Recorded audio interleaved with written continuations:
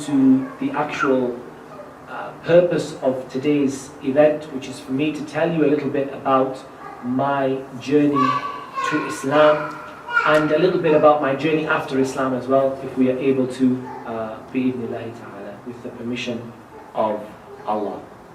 So, we begin at the very beginning, and I'd probably like to start the story off with just a little bit of a background as to myself. I was born in a town called Darlington, which is very near. It's not very far away from Middlesbrough, and it sort of sits, perhaps in between Middlesbrough and Newcastle. I was born there, and at the age of about 6 years old, I moved to Newcastle upon Tyne, and that is where I've pretty much lived for the majority of my life, both as a child and as an adult. Now, in terms of my family background, if I take it first of all from my mother's side, my grandfather on my mother's side was a Jehovah's Witness. He was a very, by all accounts, although I didn't know him very well because he passed away when I was about 3 years old, he was by all accounts quite a staunch Jehovah's Witness, quite strict. And my mother grew up in a family that was involved in the witnesses. Now, of course, one of the things you have to be aware about Jehovah's Witnesses is that they generally do not subscribe to the belief that Jesus is the Son of God. Even though they are a Christian denomination, they do not generally believe that Jesus is the Son of God. And they don't celebrate Christmas. And they are very active in what we Muslims would term to be da'wah, in the sense of going out preaching, trying to convert people, trying to get people to bear witness to their particular brand of Christianity. And my mother was very involved in this at a young age. She would, I believe, give sort of talks, give reminders and things like that in the local gatherings of the Jehovah's Witnesses. And they lived quite a strict upbringing in that sense. I must admit that I think that strictness was probably more from my grandfather's side than it was from my grandmother and indeed my mother's side. They were perhaps a little bit more lenient, a little bit more tempted to secretly break the rules when he wasn't looking.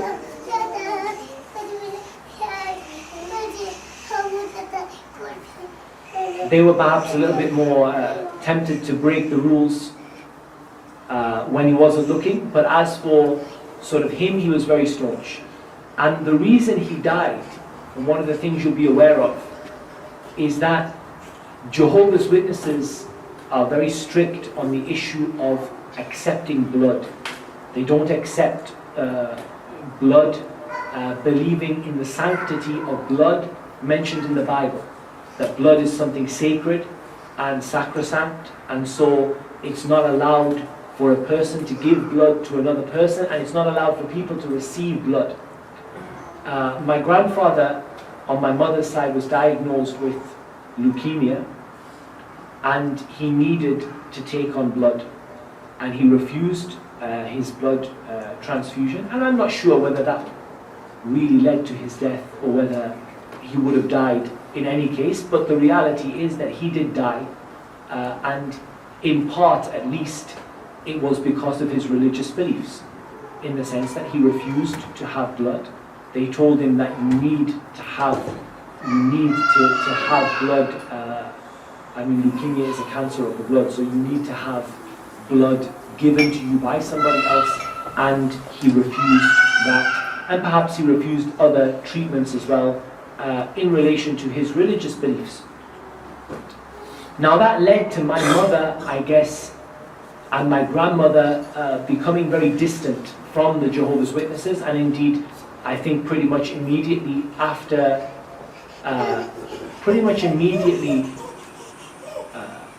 he died,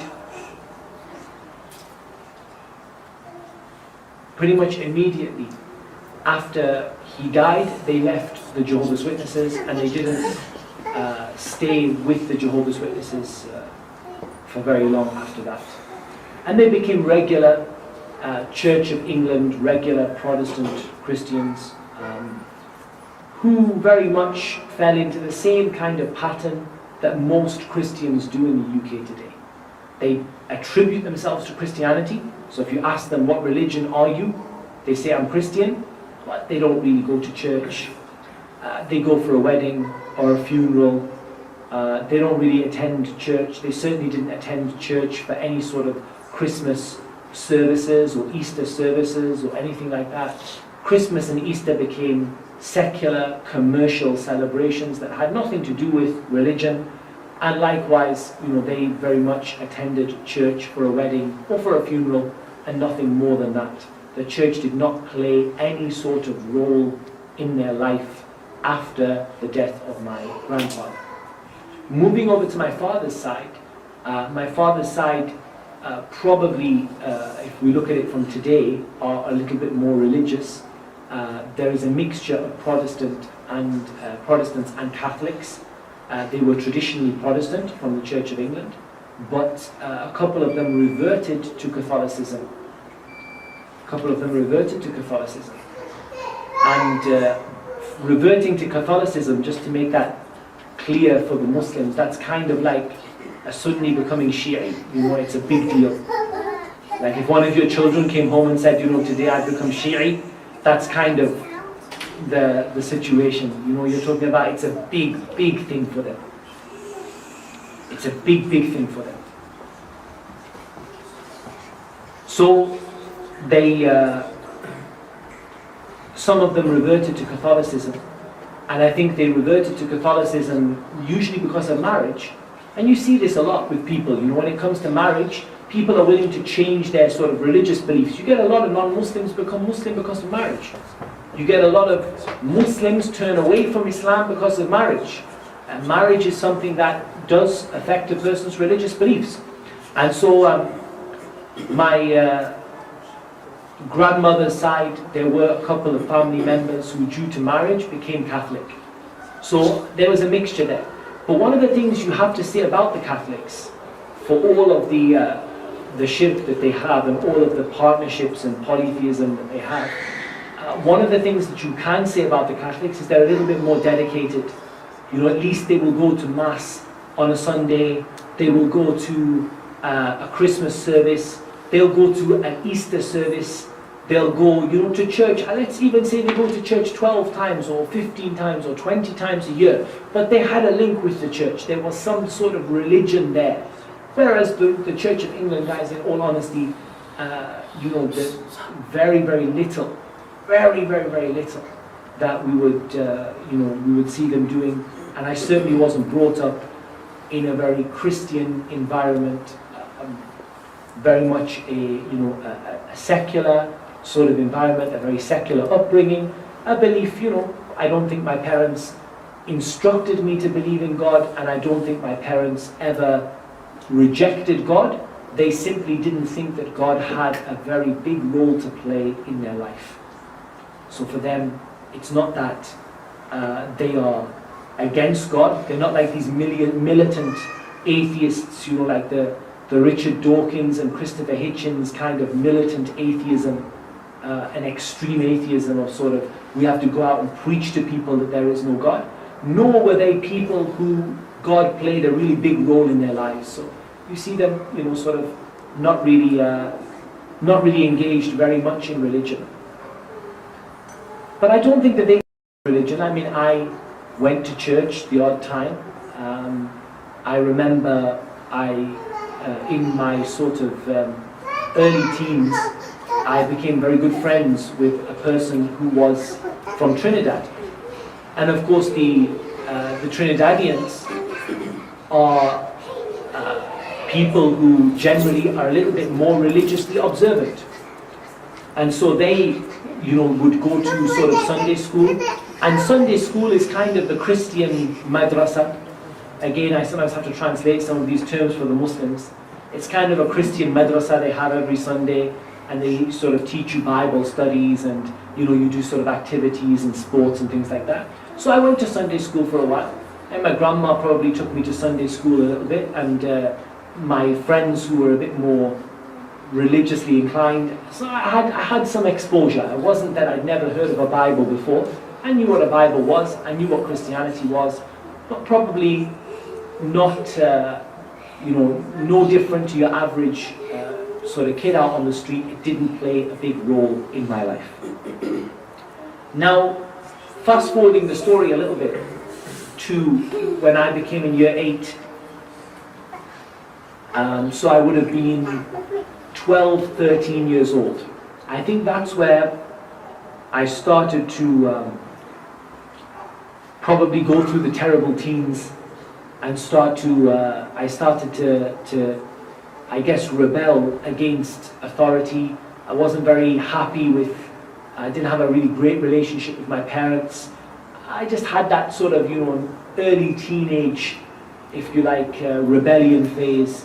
That phase of being a young teenager, sort of 12, 13 years old, and you want to rebel, you want to make difficulty for people, you want to go against what the norm is, you want to break a few rules, you want to go against a few sort of institutions for as young kids do. I don't know, maybe my parents would think I was worse than your average child, or maybe I was worse than your average child, I don't know, but I definitely had that rebellious streak in me, and I definitely liked to break the rules. I liked to, skip the school, miss the school lessons, and, get into trouble at school without doing anything that was really, really evil. But I used to like, to sort of get in trouble at school a lot. And I think that got worse.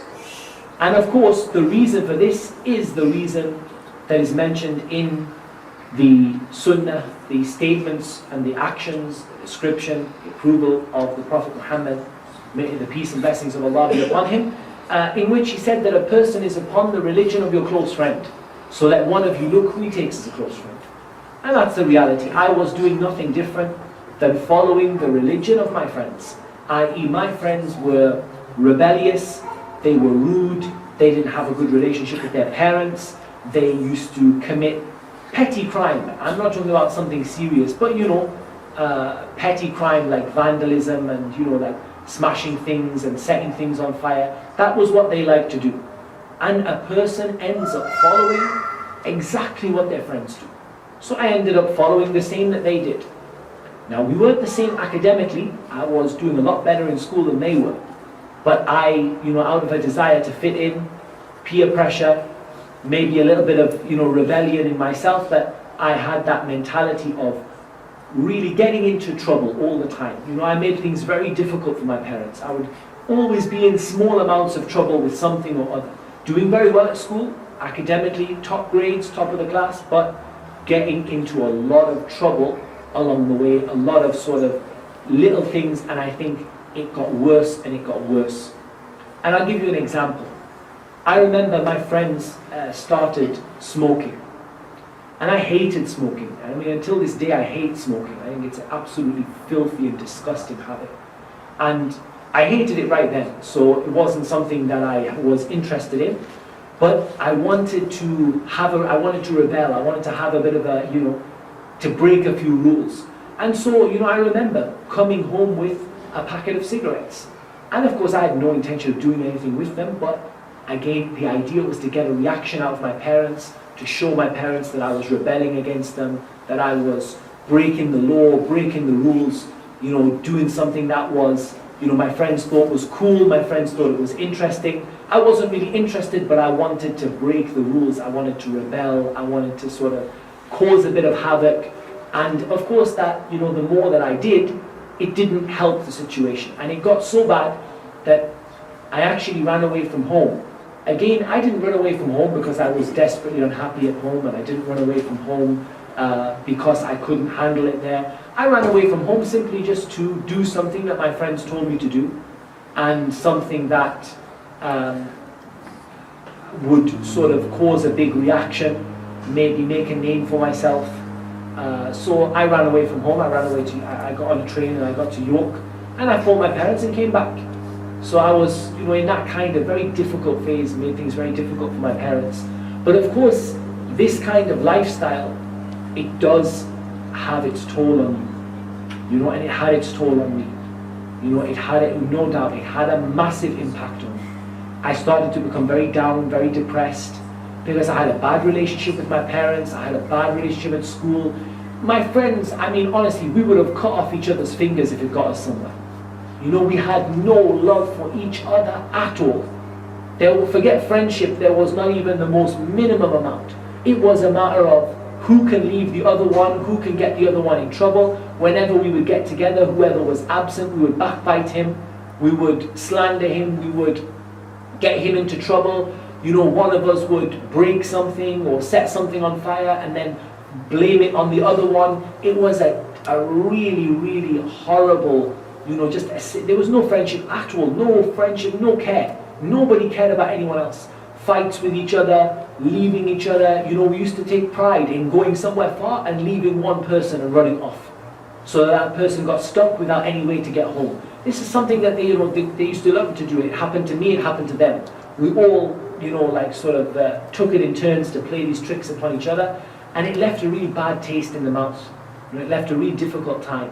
And you know, at the end of the day, I probably should have been the model student, you know, the guy who's, you know, just getting all the good grades, and he's really, you know, mommy's boy, sort of making his mum happy and his dad happy, and getting the good grades and going on to be, I don't know, a doctor or something like that. You know, that was the kind of thing that I sort of should have been doing. But in reality, what I was doing was ruining my life.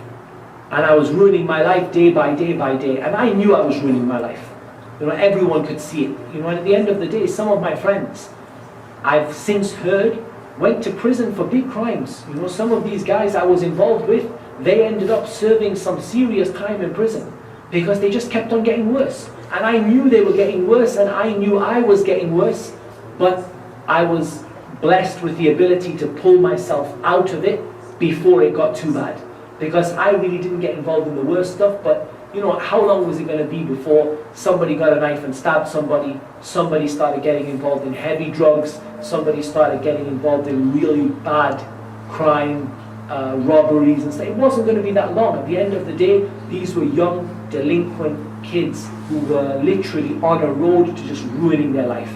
And the fact is, it's a blessing that we were young. Because if we'd been a bit older, it could have been a lot worse. The reality is we were young and we didn't get involved in that much, but these guys went on to do all sorts of things. They went on to a lot of crime, and they went on to serving prison sentences, and they went on to a real rough life. So, you know, at the end of the day, that was where things were going. And that took its toll on me. It made me feel very down. I started to get very depressed. I probably got grounded. I don't remember, but I probably got grounded a few times, and that led to me spending more time at home. I think one way or the other, you know, there were factors that led me to sort of become drawn into myself. I spent a lot of time reading because I used to live a double life. I mean, there's no doubt that I used to live a complete double life. At home, I was the bookworm. I never had my head out of a book. I didn't like watching TV because I was never interested in TV. Even my mum said as a child, you know, young child, I did not like to sit in front of the TV. I liked to be read to. I liked to read books. And that's what I used to do. And then I used to go out as though I'd been, you know, watching these really, you know, bad sort of movies and films, and I'd been, you know, doing all this stuff. But in reality, I'd been at home reading a book. You know, I was leading a double life. To my friends, I was this sort of, you know, rough kid who was trying to, you know, sort of get involved with them. And in my home, I was just, you know, your average sort of nerdy bookworm, you know, who would just go home and would rather read a book than get into trouble. And so this double life, you know, it did lead to me spending a lot of time at home, a lot of time reading. And I think one of the great blessings that Allah blessed me with is that I was able to move school, because in Newcastle, and I don't know if this is true in Birmingham, in Newcastle, at least we used to have a 3-tier school system. Primary, middle and secondary. So middle took us up to year 8, and from year 8 to year 9 we went to high school. So we sort of had primary, middle and high. And so it was at that time that I was going through this rough time that I moved to high school. And that did improve things a lot, because it meant a break with the old friends, an introduction to some new friends. And while I don't think I jumped out of it instantly, it was always clear for me, from the day that we went to high school that our paths with the old friends, they were splitting apart. I was seeing them, but much less. We were meeting much less. They were off getting, into much worse things. And really, I just peeled off and we went our different ways. And that led me really to, I guess, a difficult time of questioning myself, asking myself, what am I doing here? Why is this happening to me? I continued to get into trouble at school. I continued to have run-ins with teachers all the way up. I think I had run-ins with teachers all the way till I was about 18. I had plenty of trouble at school, but little things really. I was never in any real danger of being expelled or anything like that. But school came, and at that time, I guess I started reading more.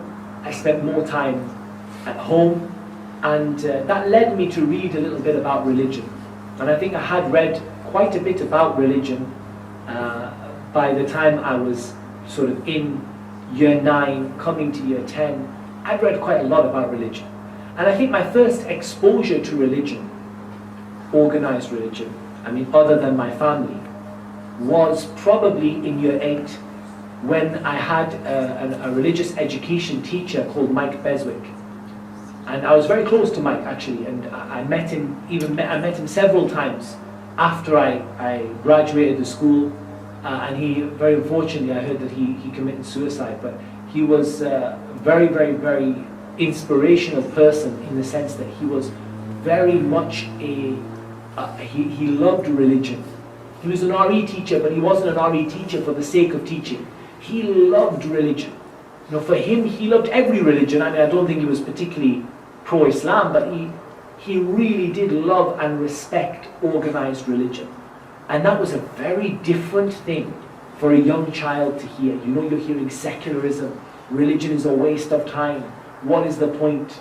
And then suddenly you're around an individual who thinks religion is great, and who loves, even if it was from a very historical point of view. I don't think he himself, I think he might have been a Christian, but he himself, I don't think, was deeply religious, but he loved the concept of religion, and he really showed us, he opened up my mind to the presence of Eastern religions, Buddhism, Hinduism. These are things we never heard of before, Sikhism. And he comes to actually show us, that there are people who practice religions in ways that we've never seen before, we could never imagine. And so from there, that really gave us, and he was a very emotive, a very passionate teacher, and so that really opened my mind to the presence of other religions. And I suppose he probably was the first person to tell me about Islam, but I don't remember him telling me much about Islam. We used to like the lessons because we used to let us watch a lot of videos and not do a lot of work, and so that made us, we did enjoy the lessons, everyone enjoyed them, and I think from there, that was my first exposure to religion. In the gap between year 8 and year 10, I spent a little bit of time reading, and one of the things I think I read, my dad gave me a copy of Sophie's World, which is an introductory book to philosophy. It's a story of a girl called Sophie, surprisingly enough. And this girl basically is taught by a mentor. She's taught about philosophy. And that, of course, introduced me to some questions. Why are we here? Why does this happen to me? Who am I? How do we know that this world really exists? And all of the philosophical type of questions, and a lot of them relating to what Muslims would call questions of qadr, questions of the divine decree. Why do things happen to me? Why am I here? Why does evil happen in the world? And so that kind of sort of introduced that to me. And so I was very interested. I won't deny that I was interested in religion. Likewise, I remember very clearly that I always believed in God. Now, I wouldn't say I had a very clear concept of who God was. I certainly wouldn't say that I had any sort of clear religious belief, but I did believe in God. Absolutely. I never, ever, ever remember in my life calling upon Jesus, ever. Despite the fact that I was a Christian. I never remember calling upon any Christian saint. Never remember calling upon Mary. Absolutely, for me, I was very much a person who was inclined to monotheism, as in I'm very much believed that there was one God and one God only. And I remember calling upon God. I remember when I needed something, when I was in a tough time, when the kids or friends of ours and us kids, we would get into trouble. I remember at that time, I remember very, very clearly at that time, that I would call upon God. I would say, oh God, help me. God, get me out of this problem. Give me, when I wanted something, money or some toy or something or other. I remember saying, oh, God, help me. God, oh God, if you give me this, I was very much a person who was inclined towards monotheism without having a particular belief. If you stopped me on the street and asked me, I would have said I was Christian, but I don't think I would have gone any further than that. So here we go into year 9, and I have a RE teacher in year 9 or year 10 who, as far as I recall, and she is still alive and well as far as I know, her name is Kate Whiting, and I recently got in touch with somebody who knew her. She was my RE teacher, I think in year 9 or maybe year 10. It's very difficult, it's a long time ago to remember exactly. But probably in year 9. She was my RE teacher, and at some point I remember the first time that she talked to us about Islam. Now generally you're aware the national curriculum at the time was that you have to learn Christianity and one other major world religion, either Judaism or Islam being the most commonly taught. And we were taught Islam. And I remember she did a bit of comparative religion, comparing Islam, Judaism, Christianity. And all I remember is that whatever I heard about Islam, it was as though something entered into my heart. And I was very skeptical. You remember, I was extremely anti-authority. I was extremely against any organized religion. If you would have asked me what organized religion was, I would have said organized religion is just how to control the masses. That's it. Organized religion exists to just control people, to just basically give the elite a way to, what they call it, the famous statement, religion is the opium of the masses. The religion is just a drug you give to ordinary people so that they don't bother the elite and they don't bother the powerful. That was kind of what I believed. However, hearing about Islam, it wasn't an instant thing.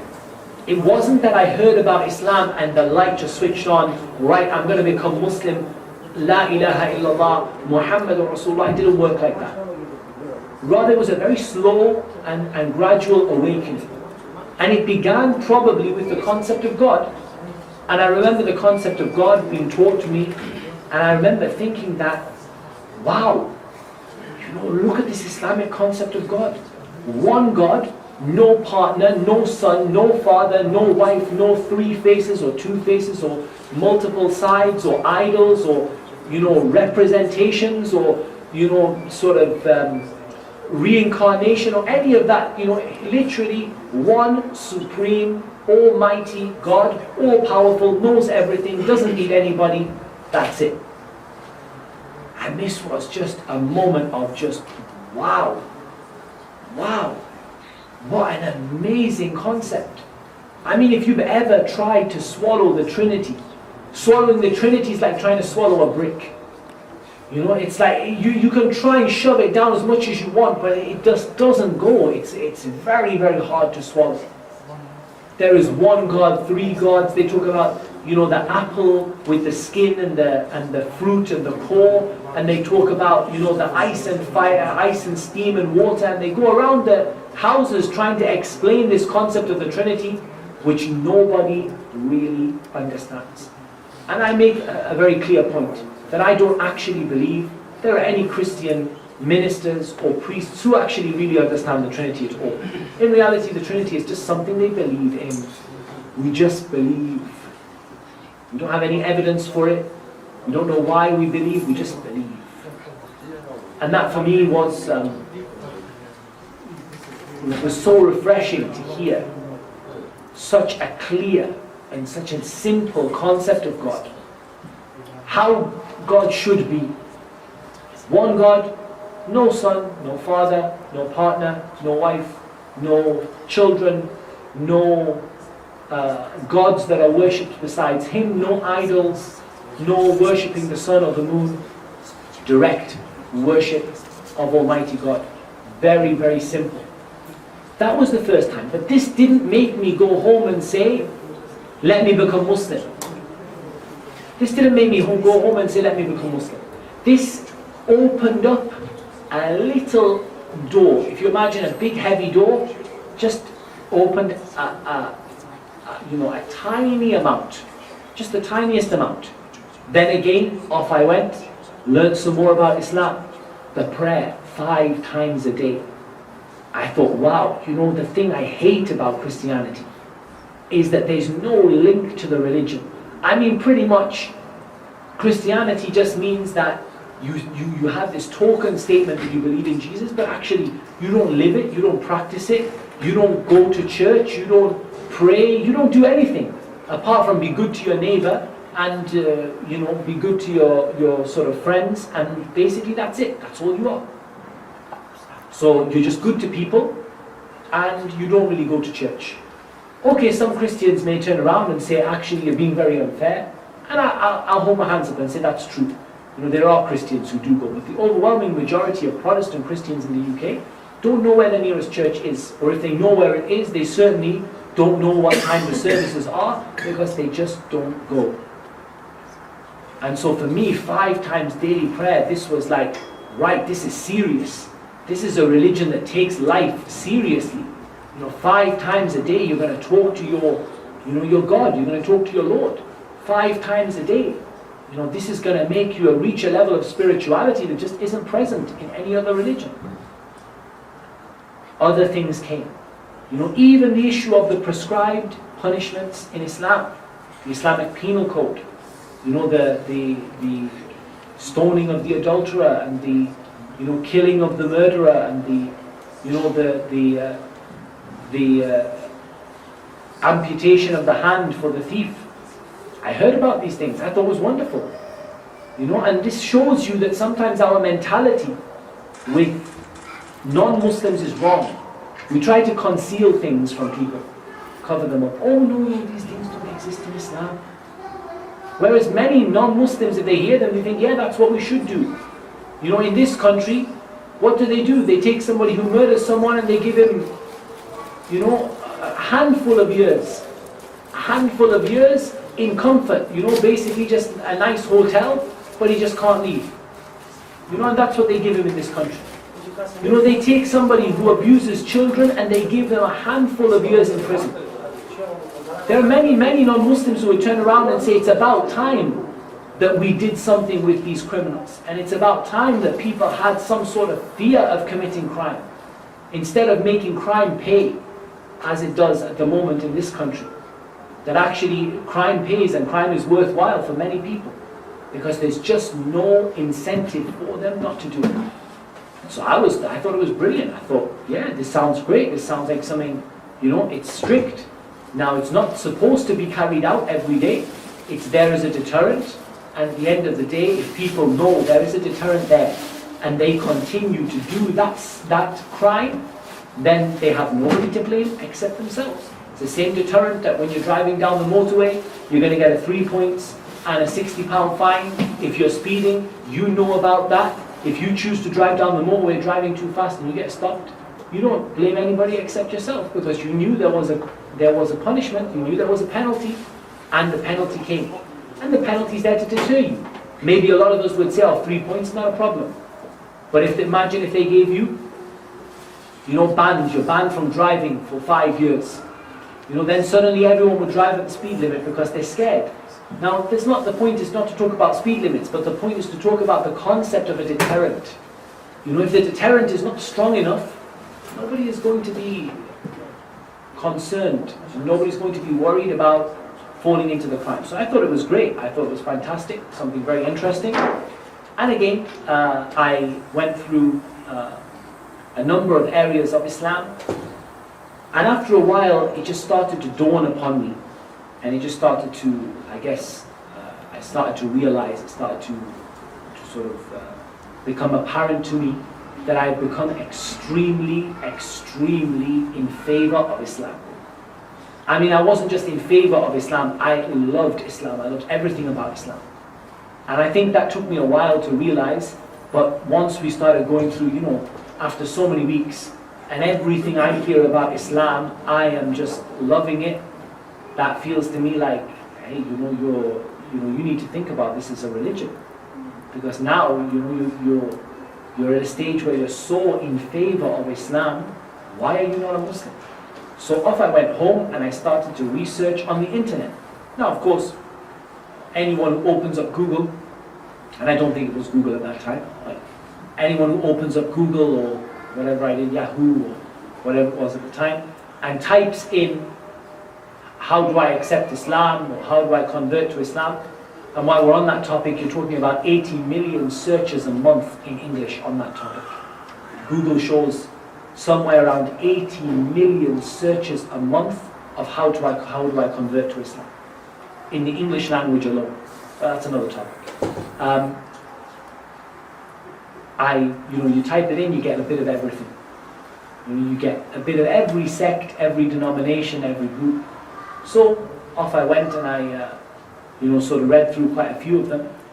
And I think there were a few things that I became aware of. I think one of them was the Quran.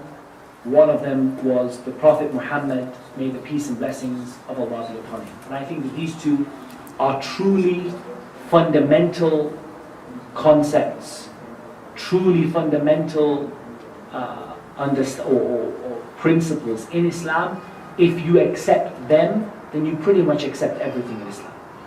So for me, it was the Quran and it was the Prophet Muhammad, may the peace and blessings of Allah be upon him. So with regard to the Quran, so I read, Muslims believe this Quran is the word of Allah, divinely revealed. So I'm thinking, okay, that's serious. That's serious, because if it's the word of Allah, I mean, that doesn't leave any room for error. If you said it was divinely inspired, like the gospel, I mean, you have room for error. Okay, he didn't get the inspiration just right, or he was inspired in part of it and then he didn't get inspired in the rest, or each person was inspired with what their heart understood the faith to be. That's the case of the Bible. And therefore it's very easy for you to explain why the Bible is full of contradictions and mistakes, because each individual wrote what they felt. It isn't something that's designed to be a sort of a direct revelation of God in the view of the Christians.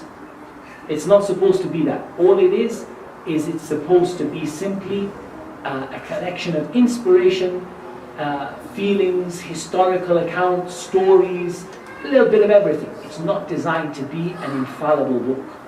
Then you have the Muslims come around, they say this Quran is infallible. It's perfect. It doesn't have a single mistake in it from the first page to the last.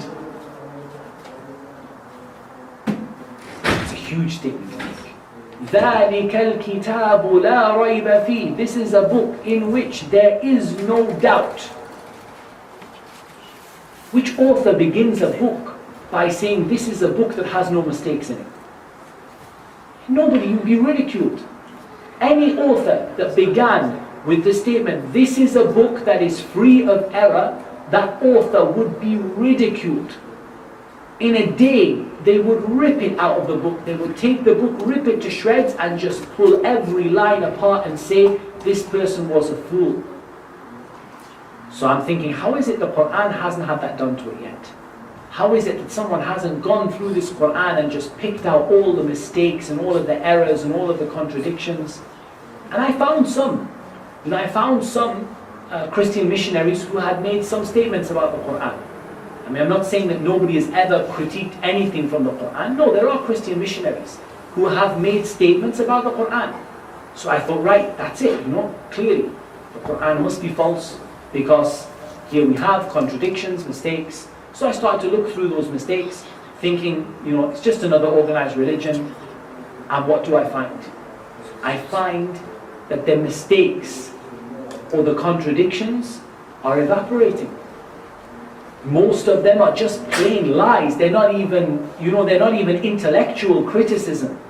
Somebody will say, yes, because in the Quran it says that you can murder your children. So off we go looking through the Quran, it's not there. So I'm starting to get this idea that, hold on a second, these Christian missionaries are just lying. They're not even trying to genuinely find an error. They're so scared of the Quran that they're resorting to outright lies. They're not resorting to just, confusions here and there. They're just resorting to outright lies.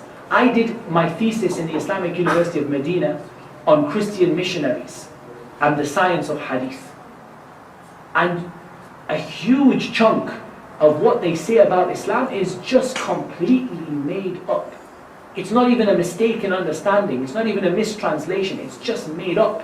Because these people have so little that they can criticize Islam with, they resort to simply just making things up. And I came to the end of these contradictions and thought, in all honesty, these have just increased me in faith. Because every one of them I've read, I've looked at it, and I've read the Muslim response. The Muslim response seems very balanced, very clear, and looking at it from an impartial point of view, as in I wasn't a Muslim, I'm not seeing anything there that is justified for the criticism those Christian missionaries were making. And the criticism is so few verses, so few passages, that it starts to make you think that they're just basically clutching at straws and trying to pick any little thing so that they can justify their beliefs, and in reality there isn't anything there.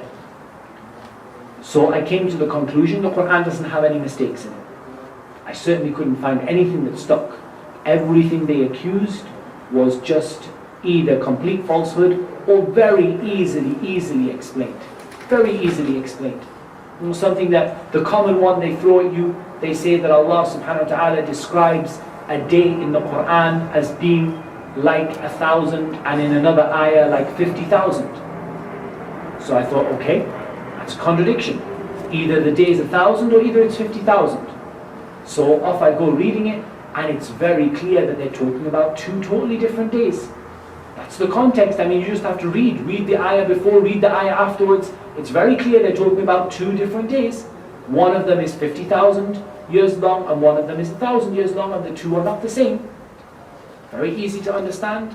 Again, that is probably the best that the Christian missionary could bring. After that, it all got just down to lies and misguidance.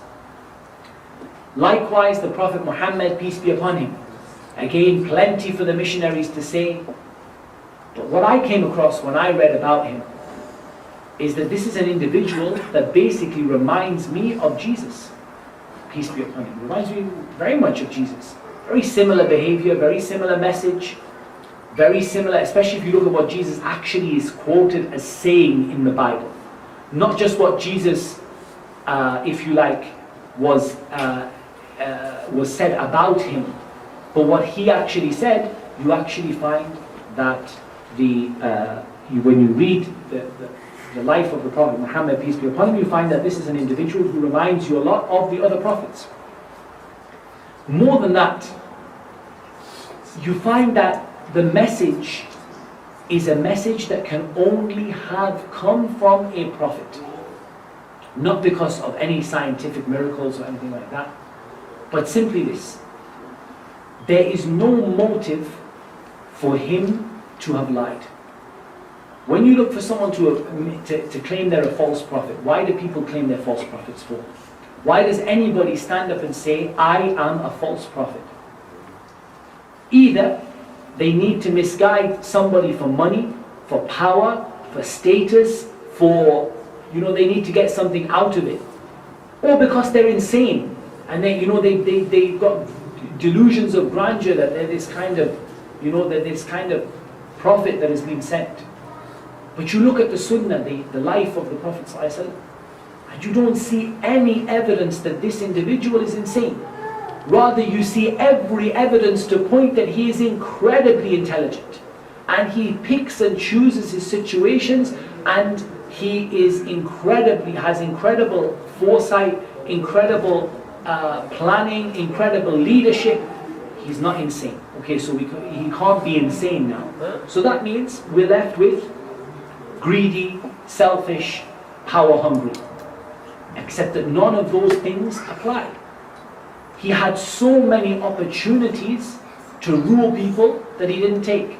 The people of Quraysh said to him, we'll make you a king, tone down your message a bit. Just let's have a little bit less of this, one God thing. Just tone it down and we'll make you our king. Now if you're power hungry and the most powerful tribe in the whole peninsula agrees to make you their king, why ever would you refuse?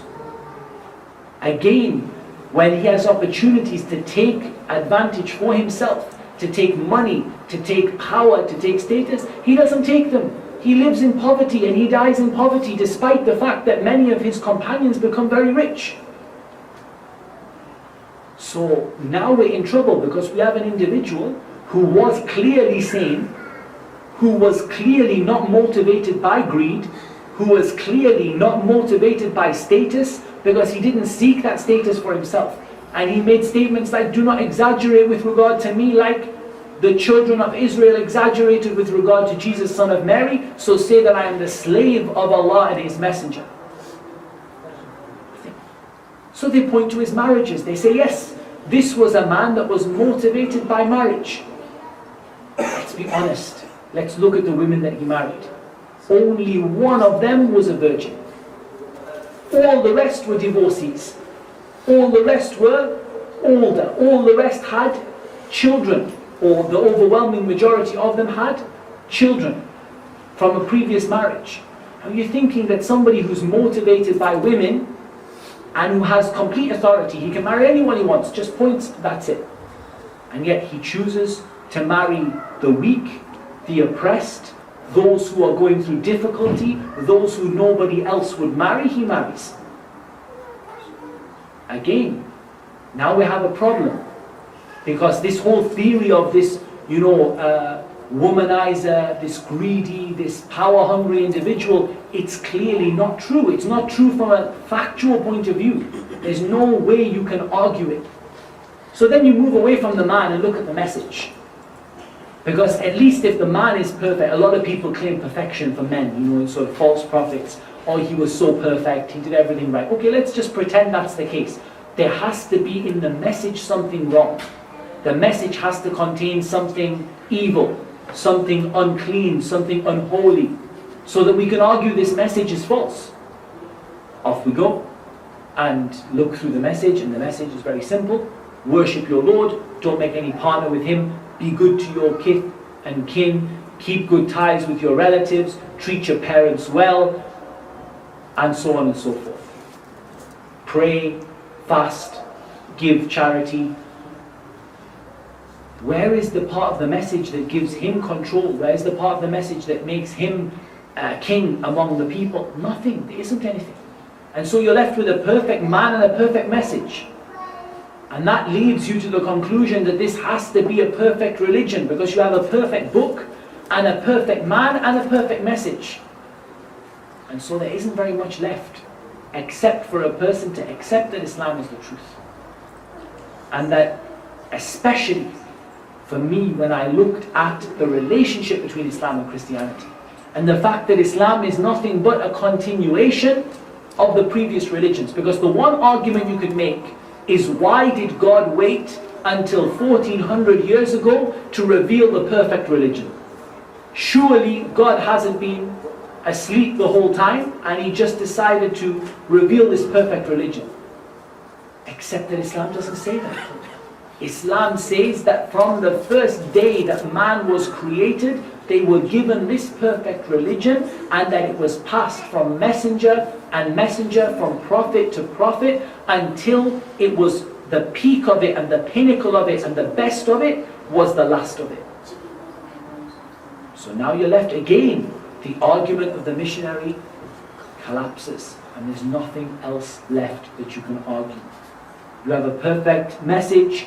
It's always been there. It's a continuation of Christianity, but it is simply Christianity without the corruption, Christianity without the lies, Christianity without the contradictions. It's Judaism without the negative traits that Judaism has, without the sort of superiority complex, and without all of the other traits that you see in Judaism, without the worship of the rabbis and the monks, without the priesthood, without the papacy. It is literally Islam and Judaism and Christianity, or Islam is what Judaism and Christianity should have been, and indeed historically what they were before they were corrupt or corrupted by men. So this, for me, led me to the conclusion: Islam is something true. Islam is something very, it's very relevant to our lives. And of course, this is something that was particularly important. I mean, for me, okay, it was perfect 1400 years ago. Fine, I agree. I've answered every question. It was perfect 1400 years ago. But what about today? Surely we have moved on. You know how the secularists, I was reading an article in the Daily Mail today, and it was the first half of the article was very good, about how the British Empire basically trampled over everything that was Islam, and completely abused its position in the Middle East, and it has been responsible for many of the horrific events that have happened in the Middle East of late. That was very good. But then came the classic secular argument, and we've just moved on beyond religion. We don't fight crusades anymore. We're no longer Christian. We've just moved on. Now the new religion is atheism. Atheism is the new religion. We've just moved on now. We don't want religion. We don't need religion. Leave your religion in the church. Leave your religion in the mosque. Why do you need to bring religion into society? That was the argument. So I thought, this is something that's probably true. Let me have a look at what Islam says. And then you find Muslims living their religion, practicing their religion, breathing their religion every single day, wherever they are in the world. They went to space and they prayed. They went to Antarctica and they prayed. They went to the North Pole, they prayed. They covered the whole of the globe from east to west. You find Muslims who are practicing their religion. This is the most practical religion in the world. It's a living religion. It's not a dead. Christianity is like looking at an artifact in a museum. It was dead a long time ago. Let's be honest. Christianity died a long, long time ago. It's dead in the water. There's no way of breathing any life back into Christianity. It is dead. It's a dead religion. The churches are empty. The people don't practice it. Those who even go don't even implement it in their lives. It is a dead religion. It's dead in the water. If you want to see how dead Judaism is, look at the state of Israel, which is built upon a secular democracy. And these are dead religions. They're practiced by a handful of zealots. It's dead. Islam is the only living, breathing, monotheistic religion that people practice every single day. And that for me was the final sort of understanding, the final thing that I needed to say, look, this is it, I'm going to become Muslim. But of course, I made the decision, I'm going to delay things a little bit. Delay things a little while. And that was because at 14 years old, I wasn't really in the right place to be accepting a new religion. My parents, I was worried about them. I was more worried about my friends probably than I was worried about my parents, in all honesty. So I wasn't really in the position to accept a new religion. And I had that classic sort of Western concept that when I become 18 years old, I'll be an adult, and then I'll accept Islam when I'm 18. And I went through that for a couple of weeks, maybe a couple of days, I don't know how long it was. Felt like it was a few weeks. And that really led me, to be honest, to an even worse form of depression. Because in all honesty, you can't live a lie.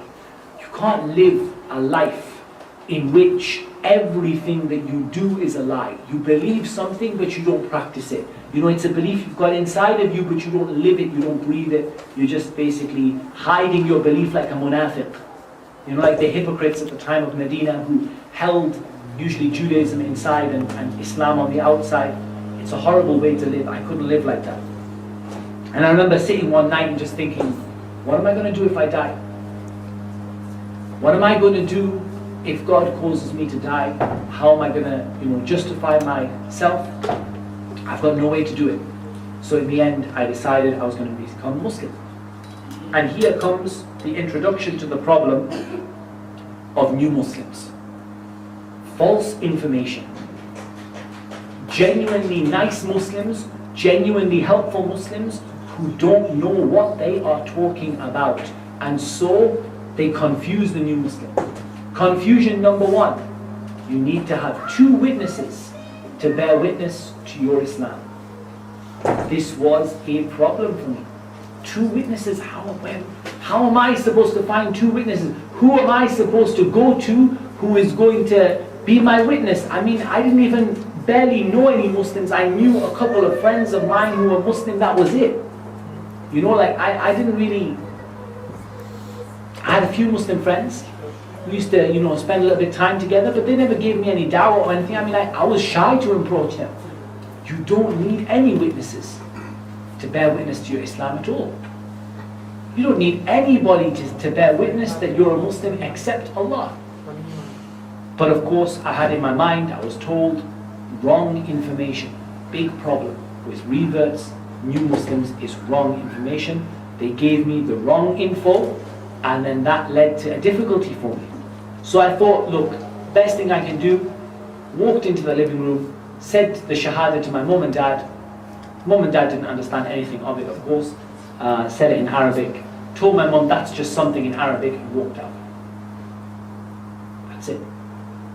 And after that, I concealed my Islam for a few weeks.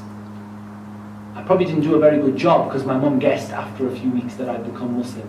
And I never still, until this day, and I must have given this talk a lot of times ago. And I still, until this day, haven't actually sat down with my mom and asked her, Mom, why is it you knew I'd become Muslim? But apparently my mom knew I'd become Muslim. Maybe I had something open on the computer, maybe she saw me praying, maybe I just changed, I don't know. But at the end of the day, she knew, she had an idea, and I told her it's not true. I said, I haven't become Muslim. No, absolutely not. Muslim? What Muslim? And then, of course, after a very short while, I began by telling my friends, who I was very close to. I told those that I became Muslim. They were very, very helpful. But again, the problem was that they didn't know their religion. They didn't know. And so it was very hard for them to be able to help me. I mean, these are guys who only prayed really in Ramadan, and even in Ramadan 5 times a day. So these are guys that are giving me books. The books are in archaic English. I can't even understand them. It looks like Shakespeare when he had one too many drinks. It's like, it doesn't make any sense, and the English is archaic. It's very, very hard to read. Don't give people copies of, ancient language English, or, may Allah Azza wa Jal reward our brothers who have translated works from Arabic and from, other languages into English for the benefit of non-Muslims. But I strongly, strongly advise that you do not give a new Muslim or a non-Muslim anything that has been translated from Arabic other than the Quran. Give them works that have been written natively in their language. Because whenever it looks like it's been translated from Arabic, it is like reading something that looks like it was written by somebody who English isn't their first language, and it's very hard to read, it's very hard to understand, and it puts people off. Give people books that have been written in English originally, apart from the Quran or the Sunnah, or a copy of the Sunnah of the Prophet ﷺ, or some of the Hadith. But other than that, don't give them a Saudi, for example, dawah book translated into English. Don't give them an Urdu dawah book translated into English, because it's not written for them and they will not be able to connect to it in the same way.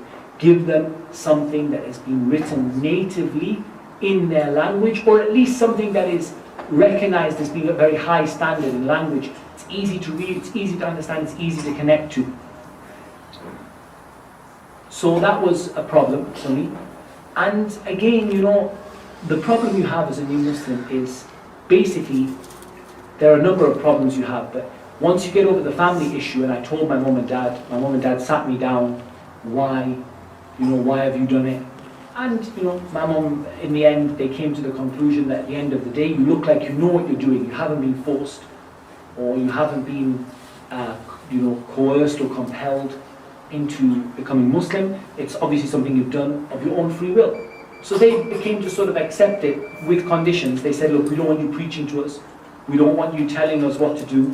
We don't want any Islam in the house. But, at the end of the day, we're pretty happy for you to be who it is that you are. The problem that I had is two problems a lot of new Muslims face. If you want to say three, say three. Parents is one, but the two key problems you face practicing Islam as a new Muslim are disagreements, or ikhtilaf, disagreeing, different opinions, and sects and groups. Two biggest problems most new Muslims face in terms of practicing Islam. One is disagreements. Off you go making your wudu. Brother, you should be using two hands. Okay, I'm a new Muslim, I didn't know. Let me use two hands. Brother, using two hands is a bid'ah. It's an innovation. You should be using one hand to one hand. Brother, wipe your neck in the wudu. Brother, don't wipe your neck in the wudu. By this time, so many people have told you the wudu, you don't even know the order of the limbs you're supposed to wash. Because the people have told you so many different ways of doing it. And everyone, is being sincere. They're not being horrible, they're being sincere. Brother, raise your finger in the tashahhud. Brother, raise your finger for that. Brother, move your finger. Brother, don't move your finger. Sure, if you want to come and take a knife and cut your fingers off to get yourself out of the khilaf. Because you're in such a difficult situation of people telling you one way or the other. Ikhwan, this is a big mistake. Appoint one knowledgeable mentor to look after a new Muslim and let them tell them, as long as they don't tell them something that is polytheism, shirk, something that is an innovation openly, as long as they're telling them within the general permissible opinions of Islam, let them learn one way. Do not confuse them.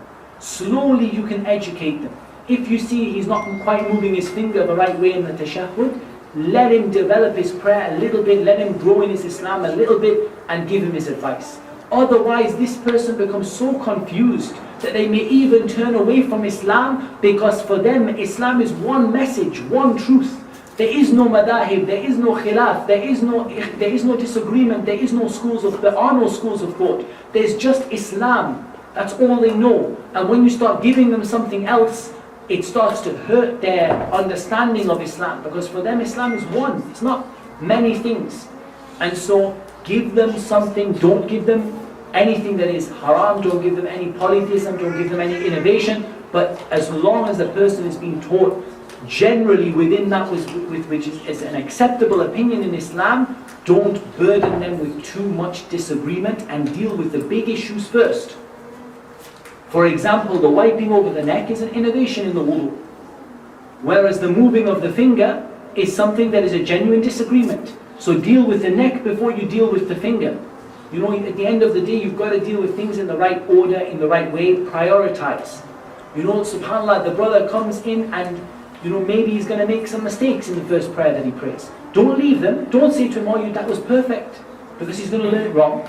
But slowly educate him. Don't crowd around him. Brother, you did. You said Allahu Akbar, and you were supposed to say Sami Allahu liman hamida. And all, he's become just confused. Simplify it. Deal with issue by issue. Take him aside. You did very well, bro. Very well done in your prayer. First prayer you did. That's fantastic. Amazing. Keep going. Well, I'm going to teach you one thing at a time. So the first thing I want to work on is that you shouldn't be, for example, answering, or clicking on your phone in the prayer. That's the first thing I want to work on. Okay, so can we try next time? Yeah, we'll try phones off next time. Off we go. So the next time he starts, he turns around and he says, Wa alaikum salam to somebody. You say, bro, mashallah, very, very good. You're trying very hard. Just we need to work on not talking in the prayer. And you give him one issue each time, and not burden him with, all these mistakes. If you're going to give him a book on prayer, make sure you give him a book you've read, and it's not full of Arabic terms. The Arabic is not written in Arabic text, it's written in transliteration, because what's he going to do with the Arabic text? It says that that I have to read in ruku, squiggle, squiggle, squiggle, squiggle, squiggle, squiggle. How is he supposed to read that? You know, you've got to think about what you're giving him. It may be an amazing book, it may be the best book that's ever been written on the salah. But if it's not good and easy to understand for a new Muslim, it's not any use. Think about what you're giving them. So this led to me, this disagreement and the sectarianism. Subhanallah, you get certain groups, and we all know who they are. They're like parasites. In fact, they're worse than parasites. They're like a rat infestation. These people, they just wait for somebody. They don't give any da'wah. The only da'wah they do is just their own Muslim people. They don't give any da'wah to anybody. But as soon as you give da'wah to somebody, up behind you, brother, you should come out with us. Come on, brother, come with us. Let's go out in the way of Allah and this and that and the other. So you say to them, Ya Akhwan, you didn't give any da'wah to this individual, but you just come and pinch them. And as a revert, you come there, this guy's this guy's this, I'm this belief, I'm that belief. You get people, and by this time you're thinking, man, have I just left Christianity for the same thing? I just left Catholicism and Protestantism and Methodist, and I left the Jehovah's Witnesses, and I left all of these people for what? I left them for one religion, Tawheed, La ilaha illallah, Muhammadur Rasulullah. I didn't leave them for Shi'i and this and that and the other, and this guy's Sunni, whatever, and this guy's from this group and this guy's from that group. I don't know, you're lost. And you're very naive as a new Muslim. You believe everybody. You're a Muslim, wow, you must be amazing. You must be an amazing person. And so it becomes very confusing. Again, try to shield them. It's not your fault because you're not pushing them into it, but try to shield them from it and be harsh against those people from other sects who come and try to pull them away. Be harsh against them and physically stop them from interfering with these people. Now the advantage is that when you've given the da'wah, that new Muslim will naturally be closer to you than anybody else. You have that natural link. But you've got to be careful that you don't turn around and the next thing the guy's gone off to here, there or anywhere because he's been pulled by somebody else who's given them a false version of Islam. Bear in mind that many of these false versions of Islam are easier to practice. You imagine, you go to a nice moderate Sufi gathering, men and women can mix, ladies just a little bit of a hijab, nothing too serious, a little bit of music there, sort of a little bit of remembrance of the soul, like all that sort of stuff going on. It's so easy. It's basically just like you were before. There's no halal, there's no haram, just everything is nice and free. Then you come and you're like, sister, you got to cover, brother, you can't be sitting next to that girl in the class. You've got to understand that a lot of these sects and groups will make things a lot easier for new Muslims in the sense of they will pretty much just keep them doing exactly what they were doing, but they just have to change their name. So David has to become Dawood, but pretty much the same stuff he was doing. He has to stop worshipping Jesus and start worshipping Abdul Qadir, but at the end of the day, it's pretty much the same thing. He's going from one to another. He's just replacing one saint with another saint, and at the end of the day, if the new Muslim is not firmly grounded, that can be tough. I think I pretty much went around every sect that exists. Likewise, do not discount the danger of misguided ideologies, political Islamism or whatever the term is for it these days, because they're also out, they do the same thing. They don't give any da'wah to anybody, but they creep up behind them. You've just become a new Muslim today. Would you like a free ticket to northern Iraq? That's the reality of the situation. These people come around and they don't do any da'wah to anybody. They just wait for somebody to become Muslim. I got him. And they fill his head full of stuff that again he doesn't have the ability to tell the difference between what's right and wrong, and off he goes, ends up subhanAllah falling into something, and the next thing you see him on the 6 o'clock news. SubhanAllah, this is something again you have to be aware of. You have to be aware that there are people who are seeking to corrupt. The shaitan is lined up for you Muslim. Multiple shayateen from every angle and every belief lined up just to pull this guy away. And he doesn't know anything. Everything he gets told he just takes. And so it's a big problem. And so it's very much important that you get those foundations in early. They've said La ilaha illallah, do not leave them to their own devices. Get that foundation in early. Get the sunnah in there. Explain to them the basics of Islam. And explain to them that there is disagreement. No point covering it up. You know, no, they sort of like say, well, you told me to copy the guy in the prayer, but the guy on my right had his hands down by his navel, and the guy on my left had his hands on his chest. So which one did I copy? You've got to explain these things. Don't worry, there are some differences. Some differences are important, and we have to worry about those. Some are less important, we can learn about those later. The important thing is the truth, the important thing is the sunnah. Instill that into somebody. Don't let them just, you know, sort of like, either have the impression there's no disagreement, or have the impression that everything is right. Yeah, he's right and he's right. How can it be right to do both? You either put your hands one place or the other, and I don't know of any opinion in any madhab that you put them in both. You know, that wherever you know, put them there, put them there. You either put them one or the other. One is right, one is wrong. So explain to people in a nice, clear way that you will see some differences. Don't worry about those. You can always come back to me. I'm your mentor. I'm your help. I'm there to just guide you through it, help you explain where you might be a little bit lost. Don't allow them to commit sins. When you see them falling into a sin, oh yeah, I'm going out with my girlfriend tonight. You know, say, okay, mashallah, have a good time. You know, don't do that, because yes, they're new Muslim. Say, okay, all right, you have a girlfriend. You know, in Islam, this is something that we don't do, and the reason is X, Y, Z. You know, Allah subhanahu wa ta'ala said, لا تقربوا الزنا, don't come near to performing or to falling into fornication, adultery. Something to do with the honor of Islam. Have you explained to your girlfriend about Islam? Would you like someone, one of our sisters, to sit down with her, have a chat with her? You know, at least make it clear that it's not right. Now that person may not leave it tomorrow, but at least they are aware. If you don't tell them it's wrong, they don't even know. And maybe their level of iman is ready. They're ready to leave it. They say, actually, I don't really like her anyway. You know, I'm ready to leave her. But because you didn't tell them it was wrong, they weren't ready to, or they didn't know, and they ended up falling into a lot of confusion, and sometimes ended up losing that boost of iman they got when they accepted Islam. So that's important. Don't let them make mistakes. Explain to them when it's wrong, but don't bombard them with everything and anything. Just keep it simple.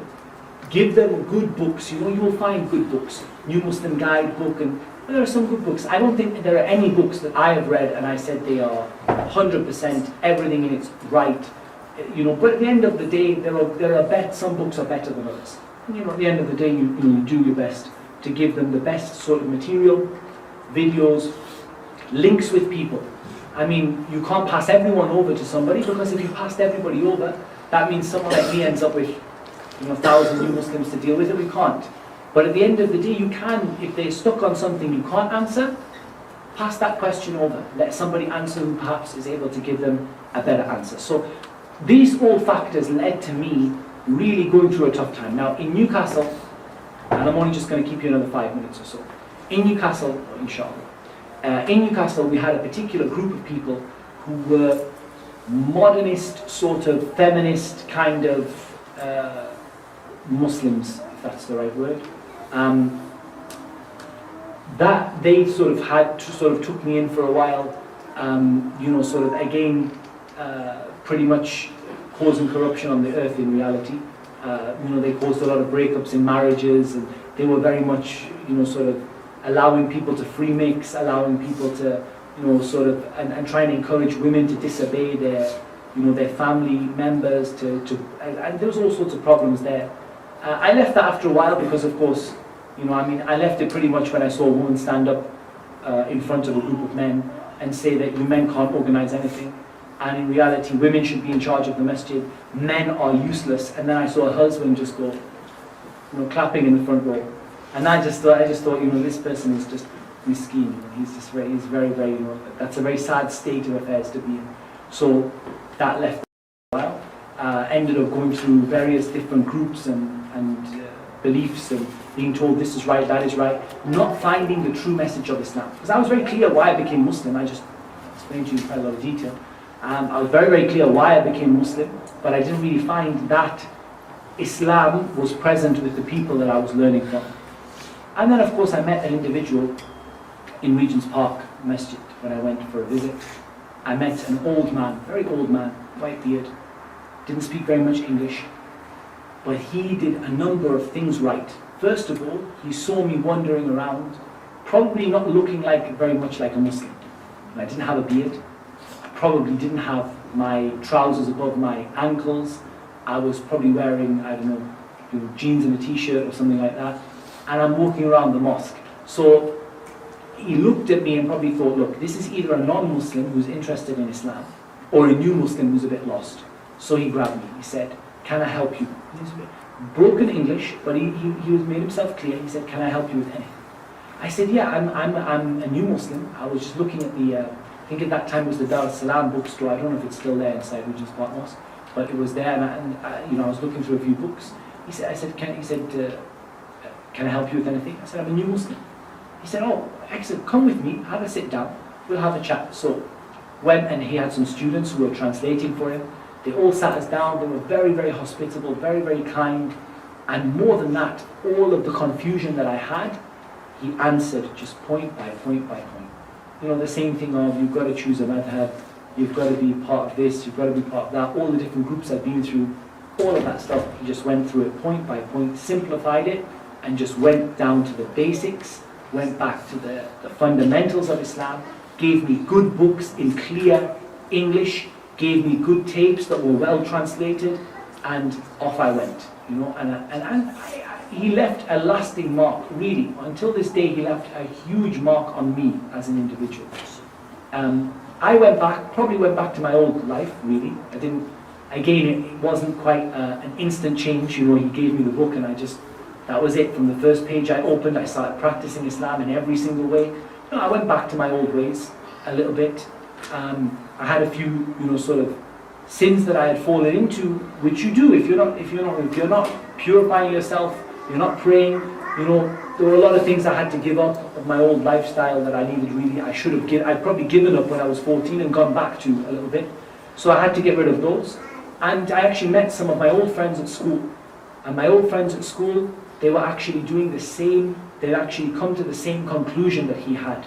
They'd left the sort of sectarianism, they'd left everything for pure Quran and Sunnah. They told me this, I was like, alhamdulillah, they're saying the same thing to me that he said to me.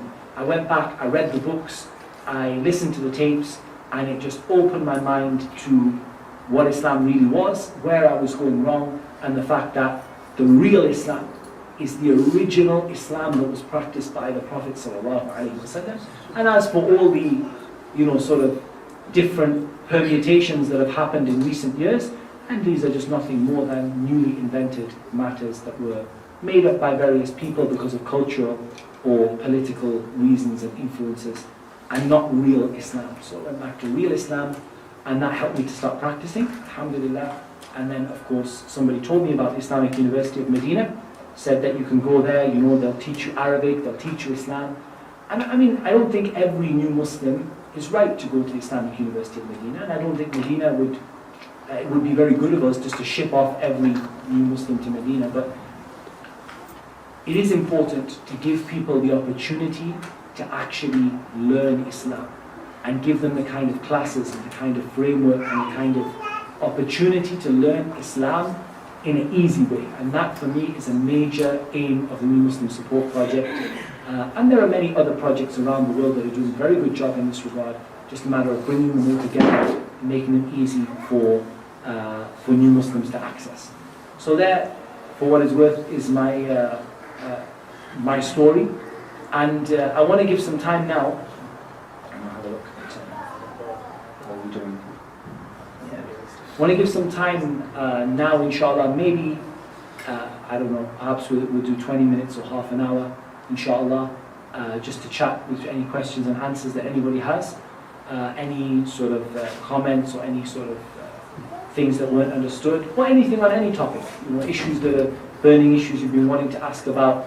Inshallah, I'm sure the brothers will have some sort of facility for, maybe someone has one of the sisters downstairs contact, or one of wives or daughters or whatever, or perhaps they can text something through, inshallah.